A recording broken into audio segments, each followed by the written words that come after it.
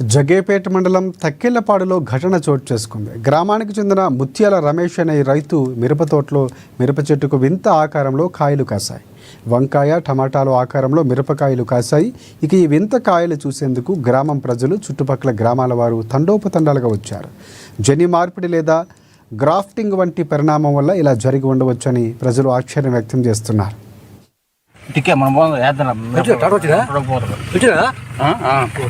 నా పేరు రమేష్ అండి. తక్కెలపాడు గ్రామం, జగేపేట మండలం, ఎన్టీఆర్ డిస్టిక్.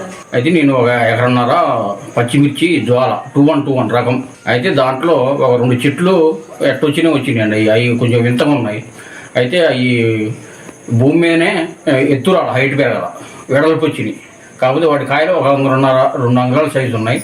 అవి మొత్తం 5 కలర్లలో ఉన్నాయి.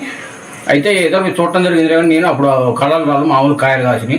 ఇవాళ వాళ్ళు మిర్చి కోస్తుంటే కూలోళ్ళు చూసి అవి వాళ్ళు ఆ సెల్లుల ద్వారా గ్రూపులో పెట్టి అది వైరల్ అయిందండి. వైరల్ అయ్యి అక్కడెక్కడ పడి మొత్తం మీడియా వాళ్ళకి వచ్చి చూడటం జరిగింది. అయితే ఇప్పుడు దాకా మనకి చుట్టుపక్కల గ్రామాల్లో కానీ ఎక్కడనే కానీ ఇలాంటి రకం విత్తనము మరి అది ఏదో ఒక 2 చెట్లే ఉన్నాయి మొత్తానికి. ఇప్పుడు వరకు చూడాలి అటువంటి వాటిని. మొత్తం 5 కలర్లు ఉన్నాయి. మిరప చెట్టు ఏం తెలియదు, మరి ఏ చెట్టు ఏం తెలియట్లేదు. అది వంకాయలు, టమాటాలు సైజు అట్లా అనిపిస్తున్నాయి.